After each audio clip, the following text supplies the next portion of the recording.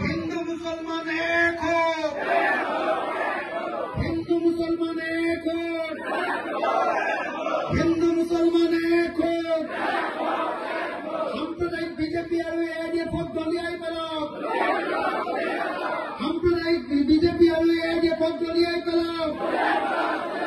সকলো বিৰোধী শক্তি এক হোক, সকলো বিৰোধী শক্তি এক হোক। 26ত বিজেপি আৰু এআইডিএফক ব্ৰহ্মপুত্ৰত দলিয়াই পেলাওক।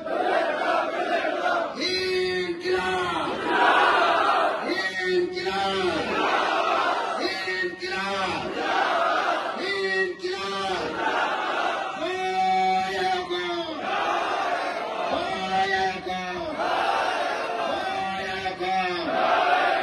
রাজর দল জিন্দাবাদ, রাজর দল জিন্দাবাদ, রাজর দল জিন্দাবাদ, রাজর দল জিন্দাবাদ, ইনকিলাব জিন্দাবাদ। আমার ভারতের সংবিধানক রক্ষা করো, বিজেপির পৰা ভাৰতেৰ সংবিধানক ৰক্ষা কৰো, বিজেপিৰ পৰা ভারতের সংবিধানক রক্ষা করো।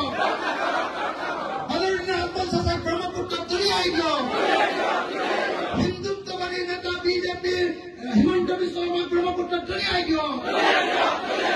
ইনকিলাব জিন্দাবাদ, ইনকিলাব জিন্দাবাদ।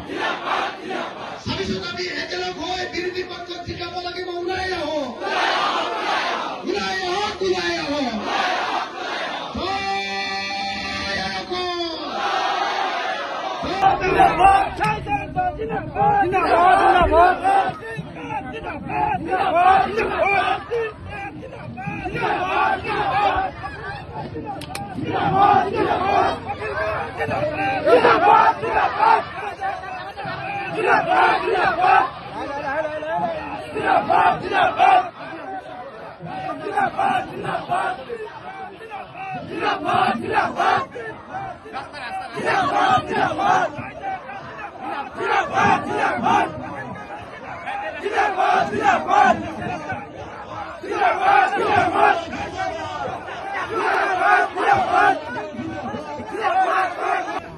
যোৱা 26 অক্টোবৰ তাৰিখৰ পৰা মই গোটেই অসমখন ঘূৰি ফুৰিছো। কেতিয়াবা ধুবুৰীলৈ গৈছো, কেতিয়াবা শদিয়ালৈ গৈছো, কেতিয়াবা বৰাকলৈ গৈছো, কেতিয়াবা কাৰ্বি আংলঙলৈ গৈছো। আৰু এদিনো ঘৰত এনে অবাবতে সময় নষ্ট নকৰি চাৰিওফালৰ গোটেই অসমৰ ৰাইজৰ লগত কথা পাতি ফুৰিছো যে 2026 চনত আমি যিকোনো প্ৰকাৰে বিজেপি চৰকাৰখনক এইবাৰ অসমৰ পৰা খেদিব লাগিব। আৰু যেতিয়ালৈকে নেখেদো কোনো মানুহে শান্তিত থাকিব নোৱাৰে। মই সেইকাৰণে আপোনালোকক যেটো কথা ক'বলৈ ইয়ালৈ আহিছো, বেলেগ একো কথা নাই, যে আমি সকলোৱে মিলি এই বস্তুটো মই জোৰ দিছো। সকলোৱে মিলি আমি সাম্প্ৰদায়িক ফেচিবাদী আৰু দেশ বিক্ৰী কৰি দিয়া বিজেপিক এবাৰ ব্ৰহ্মপুত্ৰত দলিয়াই পেলাব। আৰু একেটা সময়তে মই আপোনালোকক এইটো অনুৰোধ কৰিম, যদিহে অসমৰ ৰাজনীতিৰ পৰা বিজেপিক বিদায় দিব লাগে, তেতিয়াহ'লে মুছলমান ৰাইজৰ পৰা এআইডিএফকো বিদায় দিব লাগে। কাৰণ মুছলমান ৰাইজৰ মাজত এআইডিএফক দেখুৱাই আমাৰ বদৰুদ্দিন আজমল চাহেবক দেখুৱাই যে বদৰুদ্দিন আজমল চাহেবে দিছপুৰ দখল কৰিব, এআইডিএফে চৰকাৰ বনাব। অসমৰ মুছলমান, বিশেষকৈ যিটো তেওঁলোকে শব্দ কয় মিয়া মুছলমান মানুহে অসমৰ শাসন ক্ষমতা দখল কৰি পেলাব, অসমৰ অস্তিত্ব নাইকিয়া কৰি পেলাব। এই যিটো প্ৰচাৰ অপপ্ৰচাৰ কৰি থাকে, সেইটো কৰি থাকে মূলত বদৰুদ্দিন আজমল চাহাবৰ চেহেৰাটো দেখুৱাই দিয়ে। কিন্তু মই সমগ্ৰ মুছলমান সমাজৰ ৰাইজক অভিনন্দন জনাওঁ যে এবাৰ আপোনালোকে ধুবুৰীৰ পৰা বদৰুদ্দিন আজমল চাহেবক যেতিয়া আঁতৰাই পঠিয়ালে হিমন্ত বিশ্ব শৰ্মাই এতিয়া বদৰুদ্দিন আজমল চাহেব আৰু AIDFক বেছি দেখুৱাই থাকিব পৰা নাই। হয়নে নহয় আপোনালোকে চাওকচোন, হয়নে নহয়? সেইকাৰণে তেওঁ নতুন নতুন বুদ্ধি উলিয়াবলগীয়া হৈছে। এইবাৰ মহবুবুল হকক দেখিছেনে? মহবুবুল হকক তেওঁ আকৌ এই ইউনিভাৰ্চিটি এখন কৰিছে। ক'ত কৰিছে? মেঘালয় USTM নামৰ ইউনিভাৰ্চিটি এখন কৰিছে। সেইখনক এবাৰ দেখুৱাবলগীয়া হৈছে যে মহবুবুল হকৰ USTM ইউনিভাৰ্চিটিৰ কাৰণে গুৱাহাটীত বানপানী হৈছে। মাথা গৈছে হয়নে নহয় কওক?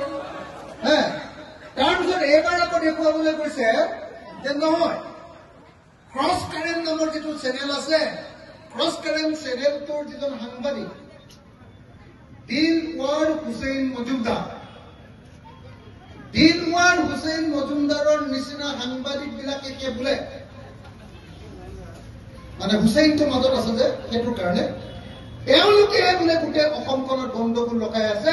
গতিকে দিলৱাৰ হুছেইন, তাৰ পাছত আপোনাৰ কি কয় মহবুবুল হক, আগতে যিটো আছিলে বদৰুদ্দিন আজমল চাহেব, এতিয়া এওঁলোকক নতুনকে আৱিষ্কাৰ কৰি দেখুৱাই আছে যে এইকেইটা মানুহক যেতিয়ালৈকে খতম, শব্দটো কি বুলি কৈছে, খতম যেতিয়ালৈকে নকৰি হিমন্ত বিশ্ব শৰ্মাৰ ভাষা, তেতিয়ালৈকে বোলে অসম কাম নহব। তাৰমানে তাক টাৰ্গেট কৰি আছে আপোনালোকে, হয়নে? টাৰ্গেট কৰি আছে অসমৰ সংখ্যালঘু সমাজক, টাৰ্গেট কৰি আছে বিজেপি আৰু হিমন্ত বিশ্ব শৰ্মাই আপোনালোকৰ মুছলমান সংখ্যালঘু ৰাইজক। সকলো মানুহে জানে, মই আপোনালোকক সুধিব খুজিছো চব দেই, বদৰুদ্দিন আজমল ডাঙৰীয়াই যদি গোটেই মুছলমানৰো ভোট পায়, বোলে অকল বদৰুদ্দিন আজমলক বোলে অকল মুছলমানে, গোটেই মুছলমানে দিলে আৰু বাকী কাকো দিয়া নাই, তথাপিও বাৰু বদৰুদ্দিন আজমল ডাঙৰীয়াই কেতিয়াবা অসমৰ মুখ্যমন্ত্ৰী হ'ব পাৰিবনে?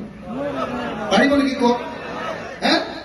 সিমানকেইখন চিটেই নাই অসমত যে মুছলমান, গোটেই মুছলমান মানুহবিলাকে ভোট দি দিলেও অসমত চৰকাৰ গঠন কৰিব পৰাকে AIDFৰ কেতিয়াও শক্তি জীৱনত নহব।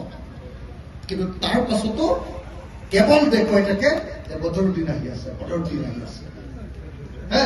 আৰু আজমল চাহেবো এনেকুৱা টেঙৰ বস্তু, ঠিক ইলেকশ্যনৰ আগৰ আগে যাতে হিন্দু মুছলমানটো পুৰা হৈ যায়, মুছলমান মানুহবিলাকে যাতে বদৰুদ্দিন আজমল চাহেবক ভোট দিয়ে আৰু বাকী ভোটবিলাক যাতে হিমন্ত বিশ্ব শৰ্মাৰ কাৰণে যায়, সেইকাৰণে তেওঁ লগে লগে ইলেকশ্যন হোৱাৰ লগে লগে কৈ দিয়ে এইবাৰ আহি আছো অসমত দিছপুৰত চৰকাৰ কৰিব টুপি আৰু লুঙিৰ মানুহবিলাকে।